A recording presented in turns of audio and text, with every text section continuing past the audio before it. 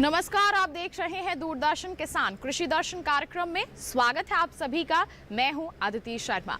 हमेशा की तरह लेकर आए हैं हम खेती किसानी से जुड़ी कुछ अहम जानकारियां आपके लिए हमारे इस कार्यक्रम के माध्यम से। हमारे तीनों सेगमेंट्स रहेंगे, विज्ञान और किसान, कृषि स्टार्टअप और फार्मिंग इंडिया, जिनके जरिए बताएंगे हम आपको कि खेती किसानी में ड्रोन का इस्तेमाल किस तरह से हो रहा है। फिर मुलाकात करवाएंगे एक हमारी सफल महिला किसान कनिका तालुकदार से, और फिर बात होगी किसान क्रेडिट कार्ड और फसल अवशेष प्रबंधन की। तो फिर आइए आज के अंक की शुरुआत करते हैं। आइए कार्यक्रम की शुरुआत करते हैं हमारे पहले सेगमेंट विज्ञान और किसान के साथ, और जानते हैं खेती किसानी के क्षेत्र में क्या कुछ खास गतिविधियां हो रही हैं। वैसे तो ड्रोन का इस्तेमाल अब हर क्षेत्र में किया जाने लगा है, लेकिन धीरे धीरे ही सही, लेकिन कृषि के क्षेत्र में भी लोग इसे अपना रहे हैं। और बता दें आपको कि बड़े फार्मों पर तो इसका इस्तेमाल बहुत अच्छे स्तर पर हो रहा है, खेती किसानी को और भी अधिक आसान बनाने के लिए। किस तरह से ये खेती में कामयाब हो रहा है, आइए जानते हैं हमारे इस सेगमेंट विज्ञान और किसान में।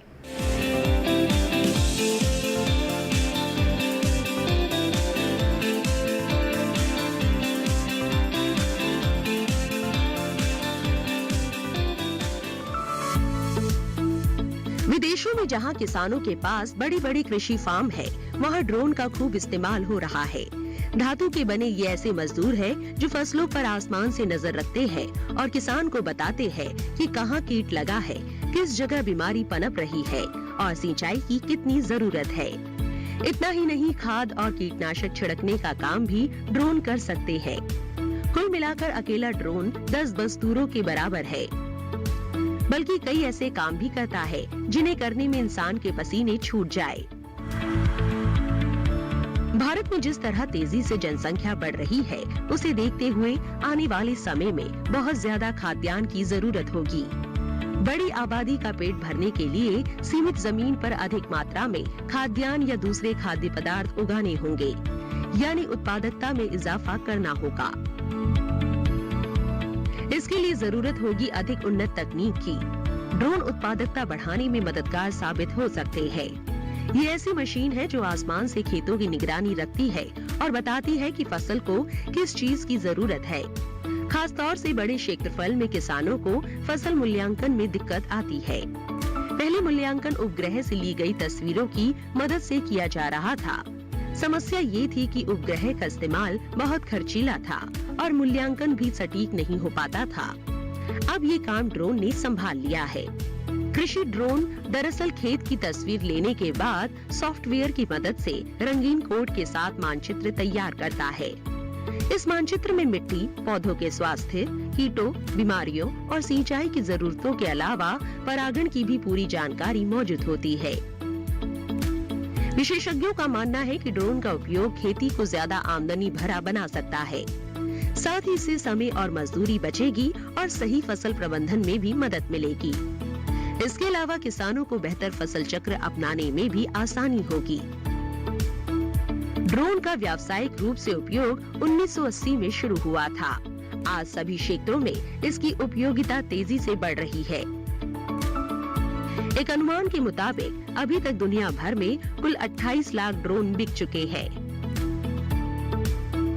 2021 में 8 लाख से भी ज्यादा ड्रोन बिकने की उम्मीद जताई जा रही है। किसान भाइयों बहनों, अब कार्यक्रम में वक्त हो चला है कृषि कैलेंडर पर नजर डालने का। तो फिर आइए जानते हैं कि कृषि कैलेंडर के अनुसार सब्जियों के खेत में आप कौन कौन से कृषि कार्य कर सकते हैं।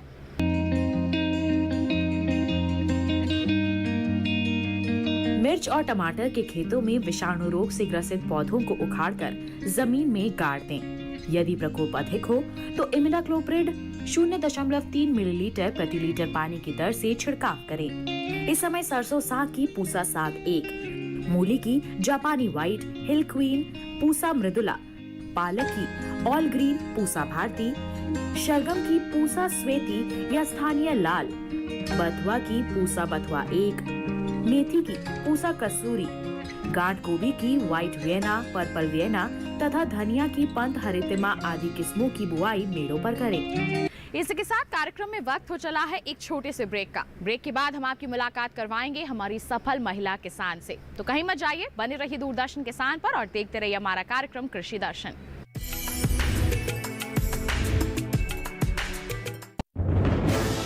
कोरोना वायरस के खतरे से बचते हुए फसल की कटाई, बिक्री, खरीद, नई फसल की जुताई और बुआई सुरक्षित हो सकती है अगर हम लगातार हाथों को साबुन और साफ पानी से नियमित अंतराल पर धोते रहें।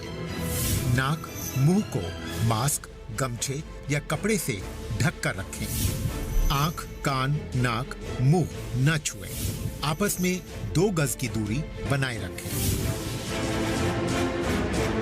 मास्क और 2 गज की दूरी के मंत्र को अभी हमें छोड़ना नहीं है। फसलों की बुवाई एवं कटाई करते समय आपस में कम से कम 2 गज की दूरी बनाए रखें। फसल की कटाई करने के बाद छोटे छोटे ढेरों में इकट्ठा करें। कृषि के औजारों की समय समय पर सफाई करें। एक दूसरे के साथ औजारों की अदला बदली न करें। श्रमिकों के शौचालयों और हाथ धोने की जगह की ठीक से सफाई जरूरी है। बुआई, कटाई एवं मड़ाई के दौरान इस बात का ध्यान रखें कि इन स्थानों के आसपास कोई थूके नहीं। कंबाइन, हार्वेस्टर, थ्रेशर, जुताई और बुआई की मशीनों को इस्तेमाल से पहले साफ करें। मशीनों के इस्तेमाल से पहले और इस्तेमाल के बाद हाथ साबुन से साफ करें।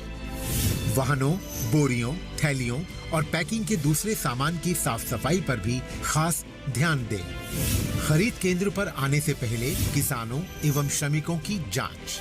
खरीद केंद्रों पर भीड़ न लगाएं एवं किसानों को बारी बारी से बुलाएं। गोदामों पर खरीदी हुई फसल को लेने में शीघ्रता करें ताकि किसानों एवं श्रमिकों को रुकना ना पड़े। कोरोना के खतरे से बचाव और अधिक जानकारी के लिए आरोग्य सेतु ऐप डाउनलोड करें। देश में खाद्य सुरक्षा के ये सिपाही भोजन की निरंतर उपलब्धता को सुनिश्चित करते हैं। किसान स्वस्थ रहें, तभी हम कोरोना वायरस से जीत पाएंगे, आगे बढ़ पाएंगे। किसान सबल, देश प्रबल।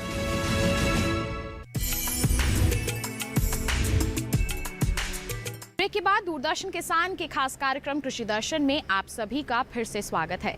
अब कार्यक्रम में वक्त है कृषि स्टार्टअप सेगमेंट का। तो फिर आइए देखते हैं क्या कुछ खास है हमारे सेगमेंट में। जब बात जैविक खेती की होती है तो उसमें वर्मी कंपोस्ट का बहुत ही अहम स्थान है।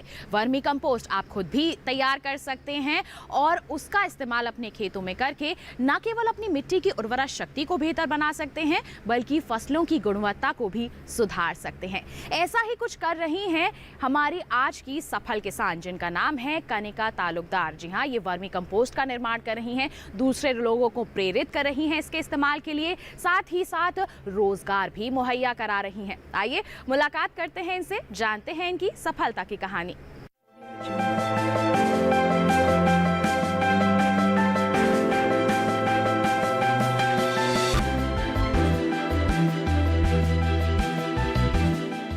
कनिका तालुकदार बोरजार गांव, असम की रहने वाली एक प्रगतिशील महिला किसान है। इन्होंने कृषि और पशुपालन के क्षेत्र में लगातार कड़ी मेहनत कर अपनी अलग पहचान बनाने में कामयाबी हासिल की है। कनिका 42 वर्ष की हैं। इनकी शिक्षा इंटरमीडिएट तक ही हो पाई। पति की अचानक मृत्यु हो जाने के कारण परिवार का बोझ इन पे आ गया। तब इन्होंने रोजगार की तलाश करनी शुरू कर दी। बेटे की अच्छी परवरिश और परिवार के जीवन यापन करने की उम्मीद से कनिका खेती से जुड़ गई। आजीविका की तलाश के दौरान वो अपने राज्य के कृषि विज्ञान केंद्र के संपर्क में आई। वर्ष 2014 में कीवी के नलबाड़ी द्वारा आयोजित वर्मी कंपोस्ट और इससे जुड़ी नई तकनीकों के बारे में इन्होंने प्रशिक्षण लिया और इस प्रकार इन्हें वर्मी कंपोस्ट के उत्पादन में रुचि होने लगी। प्रशिक्षण की मदद से कनिका तालुकदार को भविष्य में होने वाली जैविक खेती की मांग का अंदेशा लगा। इनका मानना है कि वर्मी कंपोस्ट और जैव कीटनाशकों की मदद से जैविक खेती में सफलता ली जा सकती है। साथ ही जैविक खेती करने में सबसे बड़ी चुनौती है कीटों पर नियंत्रण, जो कि वर्मी कंपोस्ट के उपयोग से आसानी से किया जा सकता है। ऐसे में जैविक खेती के लिए वर्मी कंपोस्ट की मांग दिनों दिन बढ़ने की उम्मीद है। यही कारण है कि कनिका वर्मी कंपोस्ट का उत्पादन करने लगी। शुरुआत में इनकी आर्थिक स्थिति अच्छी नहीं थी, इसलिए इन्होंने घर में मौजूद गाय के गोबर से ही खाद बनानी शुरू की। कृषि विज्ञान केंद्र नलबाड़ी ने इनके समर्थन में वर्मी कंपोस्ट उत्पादन की नई तकनीकों पर एक फ्रंटलाइन प्रदर्शन आयोजित किया। साथ ही इनकी मदद के लिए जिले के कृषि कार्यालय से भी जोड़ा। मदद के रूप में इन्हें 4 वर्मी बेड मिले। कनिका ने वर्मी कंपोस्ट का उत्पादन करना शुरू कर दिया।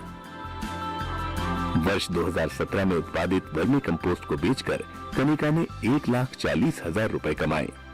दिनों दिन ये राशि बढ़ती गई और इस तरह इन्होंने अपनी आय में बढ़ोतरी हासिल की। केवी के नलबाड़ी के मार्गदर्शन पर कनिका ने जय वर्मी कंपोस्ट ब्रांड के नाम से अपने उत्पाद को बाजार में उतारा। धीरे धीरे अपनी एक इकाई से कनिका ने 10 इकाइयां बना ली हैं, जिससे इन्होंने काफी लाभ कमाया है। कनिका तालुकदार असम की अकेली महिला है जिन्हें गोवा के कृषि विभाग से वर्मी कंपोस्ट उद्यमी का लाइसेंस प्राप्त हुआ है। साथ ही विभिन्न संगठनों द्वारा भी इन्हें सम्मानित किया गया है। हाल ही में इन्हें गुवाहाटी के रोटरी क्लब द्वारा वुमेन एंटरप्रेन्योर अवार्ड से सम्मानित किया गया है।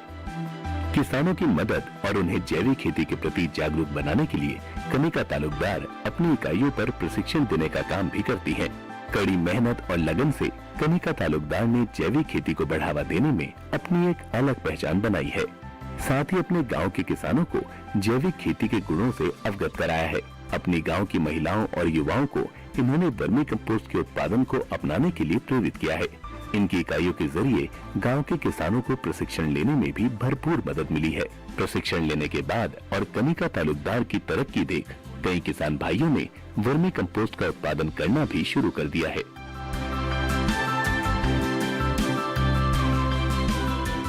तो किसान भाइयों बहनों, ये थी हमारी आज की सफल किसान। इसी के साथ कार्यक्रम में वक्त हो चला है एक और छोटे से ब्रेक का। आप कहीं मत जाइए। ब्रेक के बाद हम आपको बताने वाले हैं किसान क्रेडिट कार्ड और फसल अवशेष प्रबंधन के बारे में। बने रहिए दूरदर्शन किसान पर, देखते रहिए हमारा कार्यक्रम कृषि दर्शन।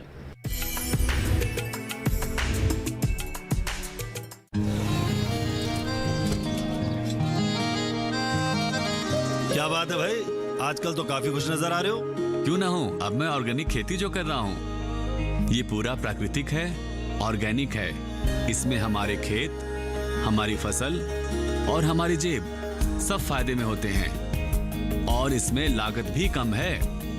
जी हाँ, आप भी ऑर्गेनिक खाद का प्रयोग करें, अपनी फसल और मिट्टी को तंदुरुस्त बनाएं और आपकी आमदनी में इजाफा करें। अधिक जानकारी के लिए किसान call centre toll free number 1800-180-1551 पर कॉल करें और लॉग ऑन करें kisan.gov.in और farmer.gov.in। कृषि और किसान कल्याण मंत्रालय द्वारा किसान हित में जारी।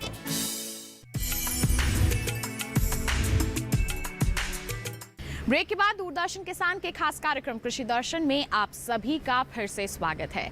अब कार्यक्रम में वक्त है फार्मिंग इंडिया सेगमेंट का, तो फिर आइए नजर डालते हैं हमारे सेगमेंट पर।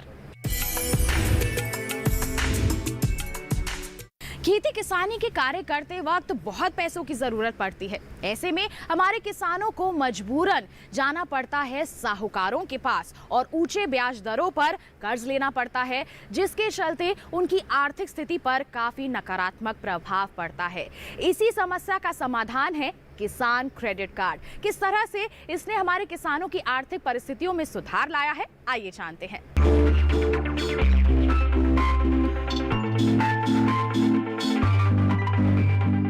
किसान क्रेडिट कार्ड योजना की शुरुआत वर्ष 1998 में हुई थी और इसका मकसद किसानों को कम ब्याज दरों पर लोन उपलब्ध कराना था। देश के ऐसे किसान जिनके पास कृषि योग्य भूमि है वे इस कार्ड को बनवा सकते हैं। किसान क्रेडिट कार्ड के जरिए 5 साल में 3 लाख रुपए तक का शॉर्ट टर्म लोन लिया जा सकता है।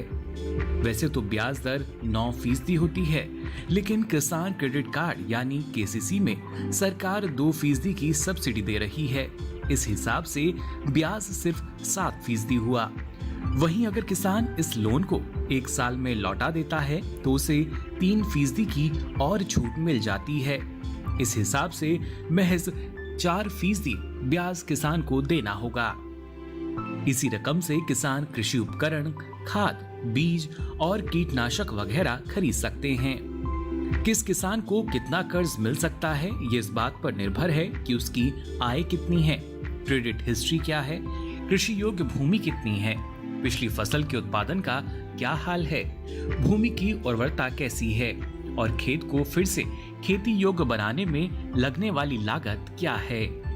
फसल बेचने के बाद किसान केसीसी के लोन को चुका सकता है।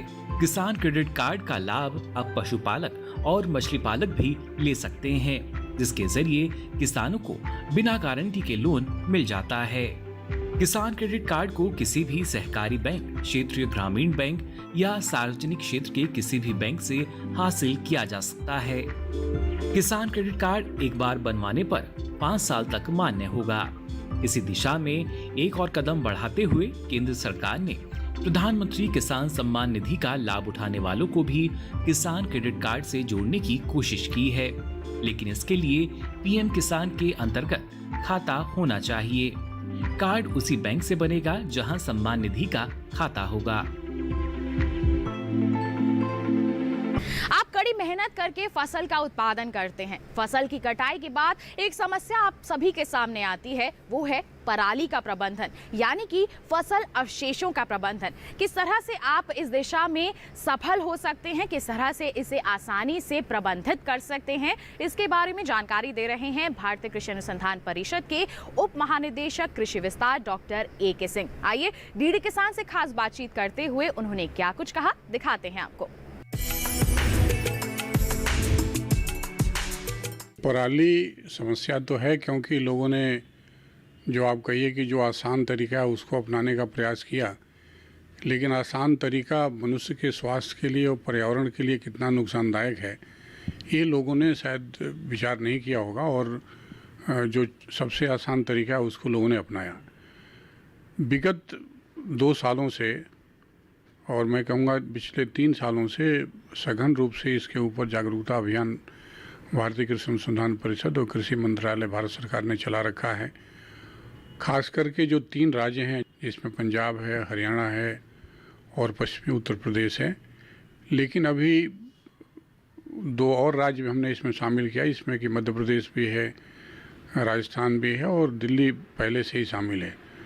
तो ये कुल 6 राज्य हैं जो कि जिनकी निगरानी सतत रूप से भारत सरकार के द्वारा पिछले 3 सालों से की जा रही है।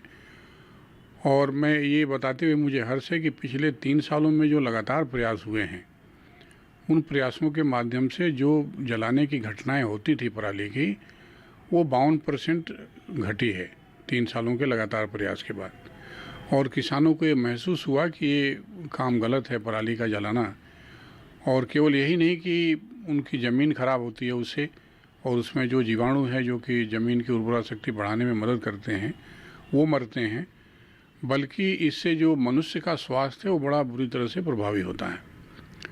और ये जागरूकता फैलाने के लिए किसानों को भी इसमें उनको तो शामिल करना ही था। हमारे सबसे पहले आप कह सकते हैं उन्हीं को ही इस काम को आगे करना था, आगे आकर के। तो किसान तो थे ही, लेकिन उनके साथ ही जो सामाजिक कार्यकर्ता हैं, इवन जो धार्मिक गुरु हैं, उन धर्म गुरुओं को भी कई जगह इसमें शामिल किया गया, जिससे कि लोगों को जागरूक करें।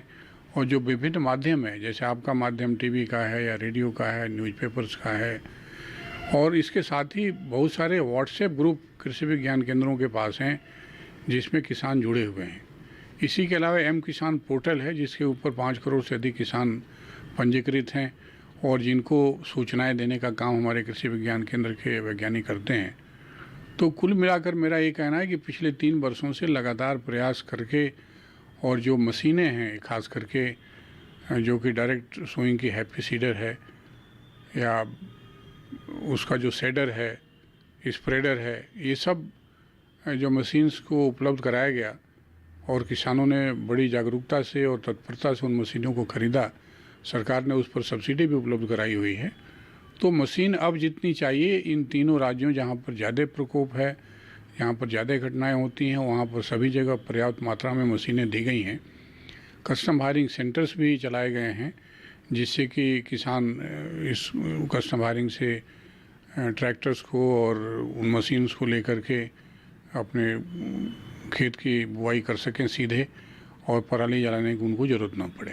हमारे किसान केवल खेतों तक ही सीमित ना रहें, बल्कि टेक्नोलॉजी का भी इस्तेमाल करें और अपने आप को और भी अधिक आधुनिक बनाएं। इसके लिए हमारी सरकार द्वारा कई तरह की मोबाइल ऐप्स लॉन्च की गई हैं। उन्हीं में से एक है पूसा कृषि मोबाइल ऐप। क्या कुछ खास है इसमें, आइए जानते हैं।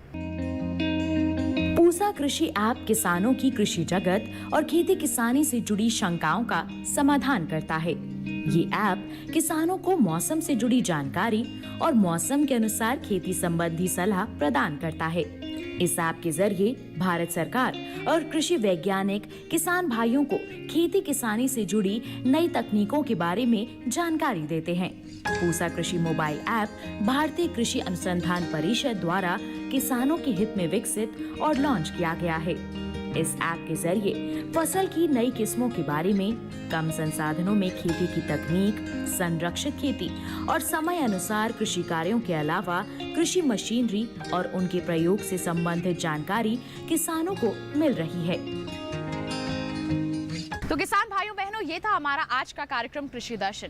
एक विशेष जानकारी आपको दे दें, हमारा ये कार्यक्रम आप दोबारा देखना चाहते हैं तो आप टीवी स्क्रीन पर दिखाए जा रहे QR कोड को स्कैन कर लीजिए। सीधा आप पहुंच जाएंगे डीडी किसान के YouTube चैनल पर। किसी भी समय आप कृषि दर्शन के साथ साथ हमारे चैनल के अन्य प्रोग्राम्स भी देख सकते हैं। तो बस आज के लिए इतना ही। अगर आप हमसे जुड़ना चाहते हैं, कोई सुझाव देना चाहते हैं तो आप हमें ईमेल कर सकते हैं। ईमेल ID नोट कीजिए। हमारी ईमेल ID है krishidarshan@gmail.com।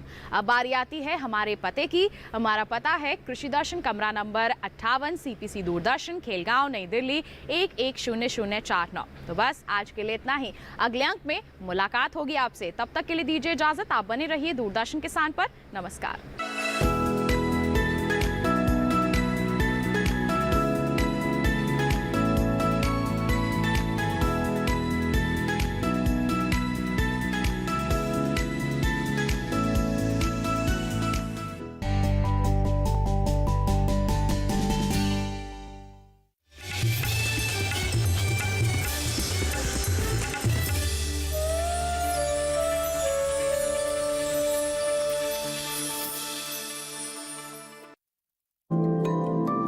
पर्यावरण भारत की चिति, देश का स्वभाव। भारत में पर्यावरण सिर्फ जलवायु नहीं, आबो हवा नहीं, सिर्फ पेड़ पौधे, नदी पर्वत नहीं। भारत में पर्यावरण एक जीवन शैली है, सिर्फ लौकिक नहीं बल्कि दिव्य भारत का आईना। आइए आपका परिचय कराते हैं ऐसी ही कुछ परंपराओं से, इन्हीं जीवन मूल्यों से। कार्यक्रम प्रकृति उत्सव रिविजिटिंग इंडियन एनवायरनमेंट ट्रेडिशन देखिए हर गुरुवार सुबह 7:30 बजे सिर्फ डीडी किसान पर। नई सोच के नई सुबह आई है तेरी अंगनाई में, उठ जाग मेरे धरती के लाल रंग भर अपनी अंगड़ाई में। ये धरती अन्न की जननी है, कुछ और नई से पैदा कर। खेतों में सीप के बीज डाल, मोती के दाने पैदा कर। खेतों को हर एक चूनर दे, सौ रंग दे फसल के फूलों को। फागुन को लाल गुलाल रंग दे, गीत सावन के झूलों को। नई सोच, नई सोच, नई सोच। शायद ही ऐसा कोई क्षेत्र हो जहां महिलाओं ने अपना हाथ ना आजमाया हो। कभी डॉक्टर तो कभी साइंटिस्ट, कभी इंजीनियर और कभी पूरे देश का नेतृत्व करने वाली। लेकिन आज भी कई जगह समाज में उनकी भूमिका और उनकी बलिदान को नजरअंदाज करते आए। इन सब चुनौतियों के बावजूद भी वह इसका डटकर सामना करती है और सफलता की बुलंदियों को छूती है। इन्हीं सब चुनौतियों से उभर कर राजनीति में अपना पहचान बनाने वाली महिलाओं पर आधारित है हमारा कार्यक्रम नेत्री।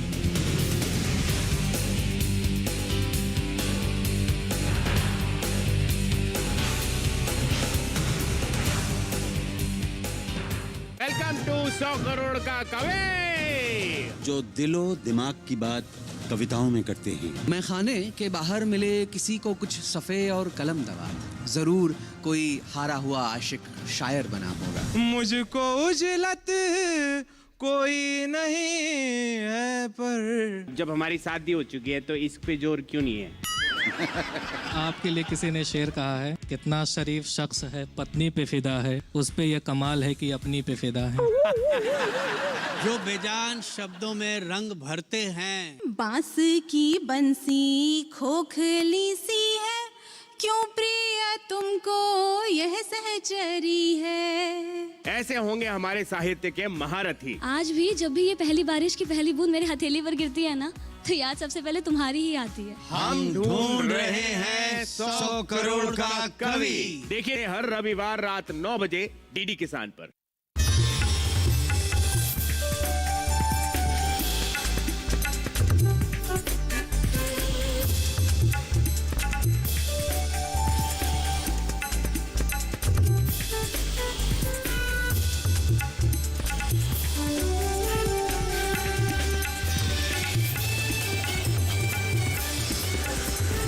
डीडी किसान, बदलते भारत की शान।